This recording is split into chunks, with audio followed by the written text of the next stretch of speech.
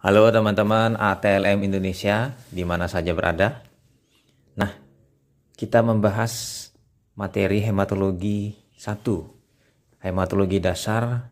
Khusus kita bahas mengenai laju endap darah atau LED Westergren. Jadi metode Westergren-nya kita bahas di channel ATLM Indonesia, media informasi dan pembelajaran online bagi ATLM, terutama mahasiswa-mahasiswi teknologi laboratori medik. Oke, kita bahas materinya sebagai berikut. Westergren. Pada tahun 1921, Westergren memperkenalkan teknik pemeriksaan LED yang dikenal metode Westergren. Dalam pemeriksaan LED, metode Westergren memakai darah sitrat dengan perbandingan 4 bagian darah dan 1 bagian natrium sitrat 3,8%. Jadi darah diencerkan 4 bagian tambah 1 bagian. Kalau kita rasiokan 20% darah tadi diencerkan. Tujuan diencerkan ini mungkin salah satunya menghemat darah.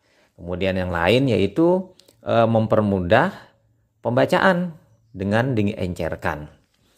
Dan menggunakan natrium sitrat 3,8, itulah natrium sitrat yang isotonik. Kalau di luar dari 3,8 mungkin akan terjadi perubahan bentuk eritrosit. Misalnya 3,2 itu lebih encer. Kita lanjut. Darah EDTA dapat digunakan sebagai alternatif dengan pengenceran NaCl 0,85%. Ini berdasarkan penelitian-penelitian yang telah dilakukan oleh ATLM di Indonesia. Rak Westergren yang digunakan vertikal, tidak boleh miring. Pemeriksaan LED harus dilakukan sebelum 2 jam setelah sampling. Jadi sebelum 2 jam, ini di sini. Tapi ada yang mengatakan sebelum 1 jam. Jadi paling tepat adalah sebelum 1 jam. Karena eritrosit akan mengalami sferis. Bentuknya tidak menentu, tidak lagi seperti cakram bikonkav yang fisiologis yang baru diambil dari pasien. Lanjut. LED metode Westergren memiliki prinsip hampir sama dengan metode yang lain. Darah dengan antikoagulan dimasukkan ke dalam tabung berlumen kecil. Jadi ini tabung yang memiliki lubang 2. Lalu dikatakan sebagai pipet. Tapi sebenarnya dia adalah tabung. Lalu dibiarkan tegak lurus selama 1 jam. Akan menunjukkan pengendapan eritrosit dengan kecepatan yang ditentukan oleh rasio permukaan dibanding volume eritrosit. Nah, ini kira-kira seperti ini teman-teman.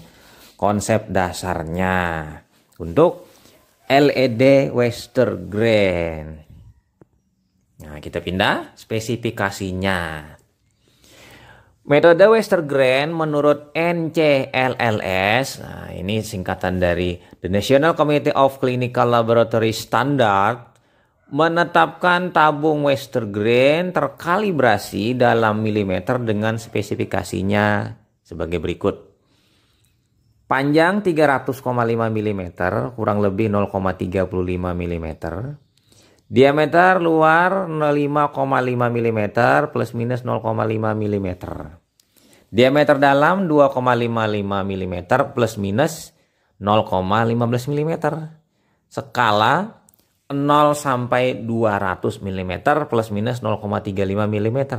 Dan terakhir, keseragaman dari lubangnya 0,5 mm.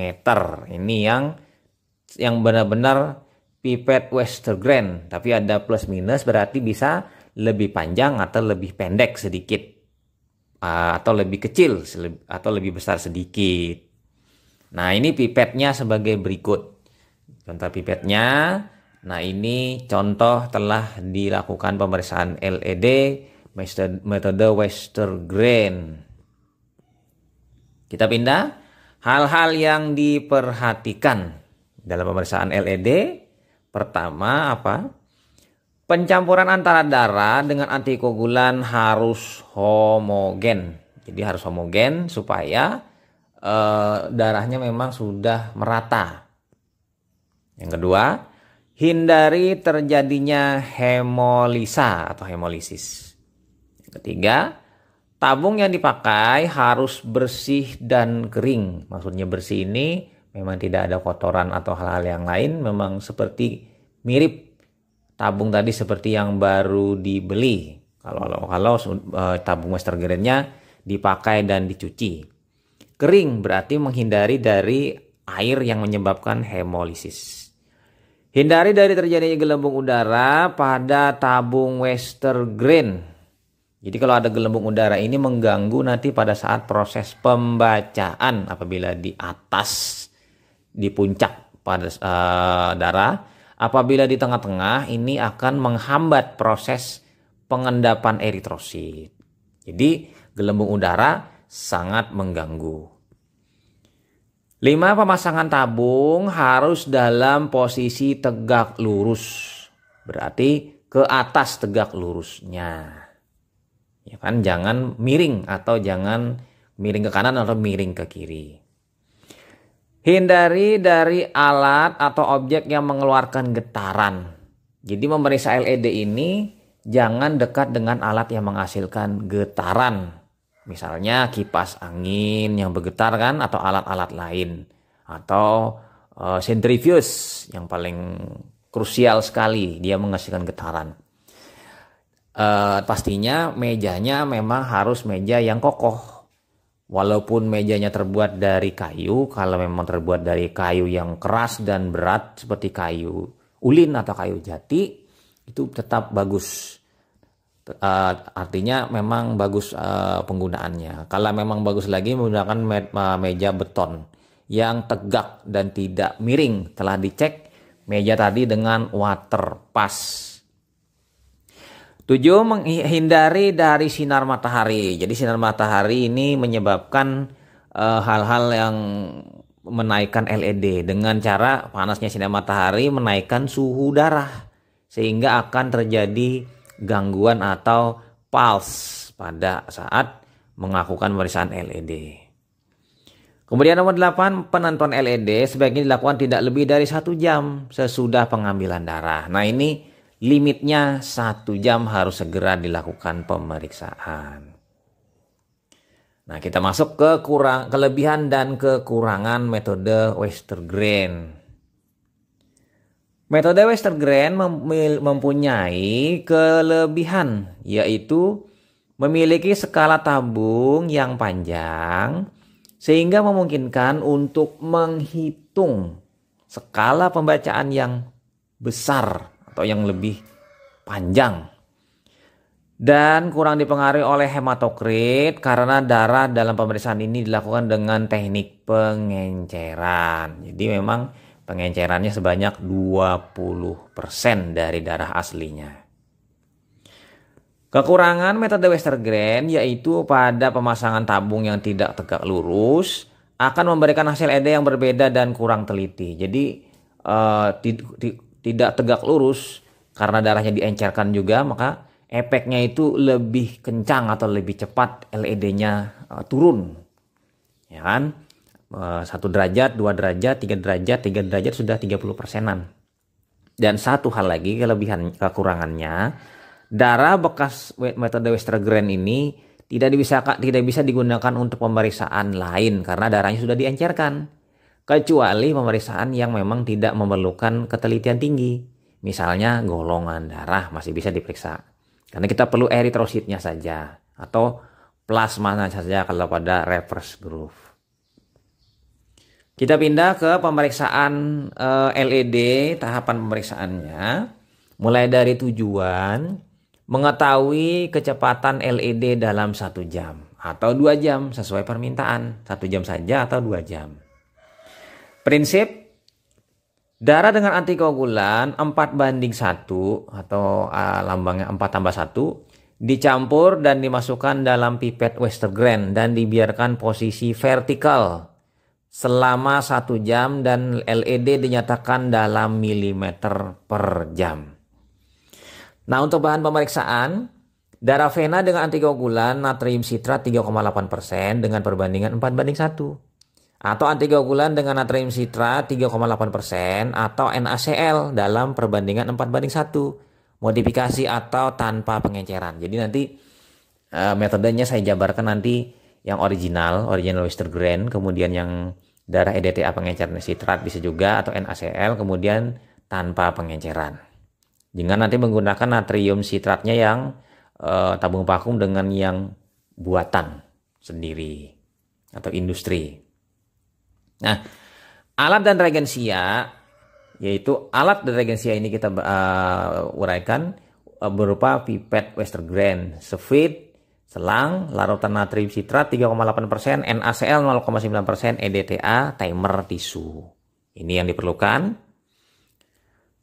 Kemudian rak Westergren. Nah, raknya ini untuk menempatkan tabung Westergren harus dalam keadaan vertikal. Ini perlu raknya khusus.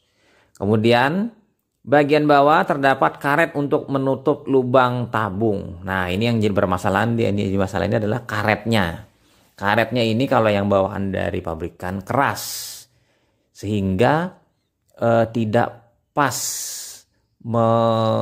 menutup atau mengunci di bagian bawahnya. Jadi teman-teman bisa mengambil tutup karet dari bekas botol antibiotik, karena ada tutup karetnya, itu ambil, taruh di rak Westergren dalam posisi terbalik. Ini akan mengganjal dan cukup kuat dan lentur. Kelenturan inilah yang menyebabkan tertutup semua pipet Westergren. Misalnya dalam kondisi teman-teman darurat, ada pipetnya yang memang ada sedikit pecah ujungnya sedikit, tidak mempengaruhi volume. Nah, ini akan bisa tetap rapat dengan bantuan tutup bekas injeksi antibiotik atau obat-obatan. Lalu di bagian atas terdapat pegas, jadi kayak sejenis pengencang, pegas untuk menekan tabung ke bawah. Jadi ada pegas yang memang pegas, ada juga yang dalam bentuk per yang untuk menjepit tabung Westergren. Nah, kita masuk ke cara kerja natrium sitrat 3,8%, yang ini yang original Westergren. Darah vena diambil sebanyak 1,6 ml dan dimasukkan ke dalam tabung yang telah berisi 0,4 ml natrium sitrat 3,8%. Jadi natrium sitratnya disiapkan dahulu, lalu dimasukkan darah vena. Nah, setelah itu dicampur perlahan, ya kan, bolak-balik bisa setelah pakai tutup. Dipipet hingga tanda 0 pada skala pipet dengan alat bantu, misalnya bola isap bisa, atau juga dengan bantuan selang disambung dengan sefit shearing 3 ml, kemudian di bagian selang ujung salah satu sisinya disambung dengan blue tip, teman-teman. Ya, pakai blue tip ya. Nah, lalu bagian luar pipet dibersihkan dengan kertas saring atau tisu. Nah, bersihkan sudah. Lalu diletakkan rak Westergren dengan posisi vertikal dan dihitung jamnya. Nah, ini penting. Timernya nyalakan ya, nyalakan dari 60. Nanti dia akan berbunyi setelah 1 jam. Dibaca tinggi lapisan plasma dari atas hingga pada permukaan atas dari kolom eritrosit. Dibaca setelah 1 jam dan 2 jam sesuai permintaan khusus kalau 2 jam. Nah, ini tahapannya seperti ini sesuai dengan ilustrasi gambar. Nah, tahapannya seperti itu untuk pemeriksaan LED Westergren original. Nah, kita pindah ke cara kerja tabung vakum sitrat 3,8%. Jadi ada tabung khusus seperti pada gambar, yang paling banyak itu adalah yang di bawah, ini yang umum. Sementara yang atas ini untuk LED khusus, LED elektronik atau LED otomatis tabungnya seperti itu. Atau juga tabungnya ini bisa digunakan pada LED metode tertentu, misalnya LED pas detektor. Jadi ini tinggal diletakkan saja di stand yang sudah ada skalanya. Itu yang tabung yang panjang kurus. Nah, dilakukan pengambilan darah menggunakan jarum dan holder. Setelah terlihat darah memasuki ujung jarum, ditusukkan tabung vakum hitam berisi natrium sitrat 3,8% hingga tanda atau vakumnya habis. Jika vakumannya sudah standar sehingga dia akan mengisap darah sesuai dengan garis. Ya. Darah dengan antikoagulan natrium sitrat 3,8 tadi diisap dengan tabung Westergren tepat tanda 0. Ini artinya dibuka kan. Menggunakan alat bantu bola isap atau tadi yang saya sebutkan isofit, karet selang kan dengan blue tip. Bagian luar pipet dibersihkan dengan kertas saring atau tisu. Diletakkan di rak Westergren dalam kondisi posisi vertikal. Dibaca lapisan plasma dari atas permukaan hingga ke kolom eritrosit setelah 1 jam atau 2 jam. Nah, ini mirip-mirip kerjanya yang cara kerja yang terakhir tadi seperti yang sebelumnya saya cerita di awal tadi. Jadi mirip, yang 3-4 ini tidak berubah. Kemudian kita pindah ke cara kerja pengenceran natrium klorida 0,9%. NaCl ya pengencernya. Dipipet NaCl 0,9% dengan pipet Westergren sampai tanda 150. Masukkan dalam tabung Westergren. Jadi pipet dulu, mulai dari bawah kan naik ke 150. Nah, kemudian dipipet darah dengan pipet yang tadi sudah kita masukkan dalam tabung sampai tanda 0 darah EDTA. Lalu dimasukkan ke dalam NaCl tadi, campur. Nah, setelah dicampur, sama prosedurnya, darah dengan antikoagulan EDTA tadi yang telah diencerkan dengan NaCl diisap dengan tabung Westergren tepat tanda 0. Bagian luar pipet dibersihkan dengan kertas saring dan tisu. Nah, untuk yang nomor 4 sama saja. Lubang atas dari pipet Westergren ditutup dengan jari lalu ditempatkan di rak Westergren dalam kondisi tabung harus tepat vertikal. Lalu dibaca tinggi lapisan plasma dari atas hingga pada permukaan atas dari kolom eritrosit. Dibaca setelah 1 jam dan 2 jam. Ini metode pengencer NaCl. Nah, yang ini cara kerja tanpa pengencer dengan antikoagulan EDTA. Jadi ini ada juga merupakan modifikasi atau istilahnya penelitian yang dilakukan oleh ahli teknologi laboratorium medik di Indonesia. Dipipet darah dengan pipet Westergren. Darahnya ini adalah darah EDTA. Boleh darah EDTA yang dari tabung vakum atau dari EDTA yang kita teteskan ke botol atau tabung kosong. Ya kan? Dua jenis. Kemudian dipipet sampai tanda 0. Bagian luar pipet dibersihkan dengan kertas saring atau tisu. Lalu lubang atas dari pipet ditutup dengan jari lalu ditempatkan di rak Westergren dalam keadaan tabung harus tepat vertikal. Ini bisa seperti itu kalau menggunakan alat bantu bola isap atau menggunakan siring dengan selang dan blue tip bisa. Jadi tergantung nanti yang mana yang lebih mudah dikerjakan oleh teman-teman, atau hanya memipet langsung, ya kan? Kemudian dibaca tinggi lapisan plasma dari atas hingga pada permukaan atas dari kolom eritrosit. Dibaca setelah 1 jam dan 2 jam. Jadi metode klasik dulu kan kita memipetnya menggunakan mulut.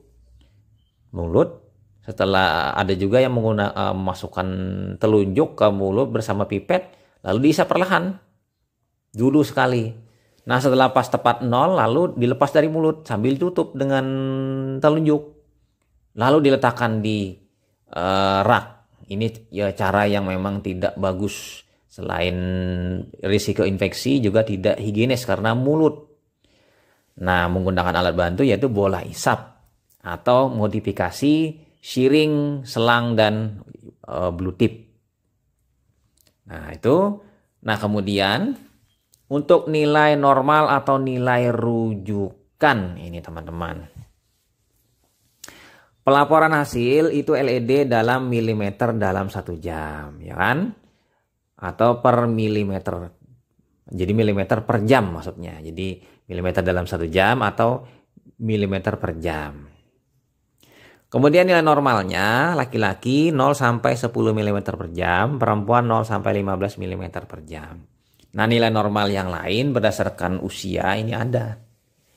Pria kurang dari 59 tahun itu kurang dari 15 mm per jam. Pria 50 sampai 85 tahun kurang dari 20 mm per jam. Pria lebih dari 85 tahun kurang dari 30 mm per jam. Nah, ini memang jarang sekarang pria lebih dari umur 85. Kemudian wanita kurang dari 50 tahun kurang dari 20 mm per jam. Wanita 50 sampai 85 tahun kurang dari 30 mm per jam. Wanita lebih di atas dari 85 tahun itu kurang dari 42 mm per jam. Anak-anak itu kurang dari 50 mm per jam. Neonatus 0 sampai 2 mm per jam. Nah, ini layak digunakan nilai normal ini karena sudah terdiferensiasi sesuai dengan kelompok umur. Jadi lebih spesifik ketimbang yang nilai normal yang secara umum atau secara general semua umur sesuai dengan jenis kelamin. Nah, kita pindah ke sumber kesalahannya. Pertama, kesalahan dalam persiapan penderita, pengambilan dan penyimpanan spesimen ini menyebabkan kesalahan. Kedua, tidak menggunakan pipet dengan ukuran yang sesuai dan berbeda merek dan pembuatan. Ini hati-hati kalau salah bisa kurang bagus. Kemudian apabila dikerjakan pada suhu kamar, maka pemeriksaan LED harus dilakukan dalam 1 jam pertama. Bila darah EDTA disimpan pada suhu 4 derajat Celcius, maka pemeriksaan dapat ditunda selama 6 jam. Nah, di sini boleh disimpan di suhu kulkas dan dapat ditunda selama 6 jam. Tapi ini tidak direkomendasikan. Ini sifatnya boleh. Yang ideal dan tepat sesuai SOP adalah segera dikerjakan sebelum 1 jam. Yang keempat, pengenceran dan pencampuran darah yang tidak tercampur rata dengan antikoagulan. Ini merupakan kesalahan karena tidak sama rata komposisi darah, karena ada yang encer, ada yang tidak karena pengaruh dari pencampuran yang tidak baik, dan pengencerannya tidak juga sesuai 4:1 harusnya. Nah, lanjut lagi kita kesalahannya yaitu nomor 5.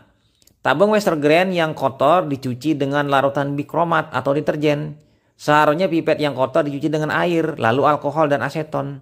Dapat juga dengan air dan dikeringkan dalam posisi vertikal 1 malam. Jadi tidak dibilas maksudnya dengan larutan bikromat atau deterjen. Sehingga akan mempengaruhi, membasahi sisa-sisa tadi di dinding tabung, lalu kering. Di dinding tabung ini ada sisa-sisa bekas deterjen atau bikromat. Ini akan bereaksi dengan darah yang kita pipet. Jadi tidak baik atau tidak bagus. Kemudian nilai normal pada umumnya berlaku untuk suhu 18-25. Nah, pengerjaannya harus di suhu 18-25. Jadi kalau suhu ruangannya itu di atas 25 itu tidak berlaku nilai normal ini. Itu teman-teman penting ya. Jadi bekerja di suhu 25, tidak lebih dari 25. Jadi apa teman-teman kesimpulannya? Kalau ruangannya belum ada AC karena suhunya 30, lebih baik dipasang AC teman-teman. Di layanan rumah sakit, laboratorium rumah sakit harus, dan juga puskesmas. Tapi sesuaikan juga dengan keuangan dari instansinya. Jadi memang pengadaannya tidak bisa tahun ini, tahun depan. Sesuaikan dengan suplai listriknya, karena memang AC itu memerlukan suplai listrik sekitar 400 sampai dengan 1000 watt. Tergantung nanti PK-nya berapa watt untuk AC-nya. Kemudian nomor 7, pembacaan yang tidak tepat sejajar dengan permukaan tabung Westergren. Jadi membaca itu harusnya sejajar, bukan miring dari samping atau dari atas atau dari bawah. Dari kanan kiri itu kurang tepat. Jadi harus sejajar dengan permukaan tabungnya. Kemudian nomor 8, meletakkan pipet tidak pada posisi vertikal pada rak Westergren. Jadi harus vertikal karena miring sedikit itu akan mempercepat LED. Nah, kira-kira teman-teman itu saja materi LED metode Westergren. Nah, jangan lupa teman-teman yang baru berkunjung subscribe ke channel saya, bunyikan lonceng notifikasi untuk mendapatkan video-video terbaru, update-update video terbaru.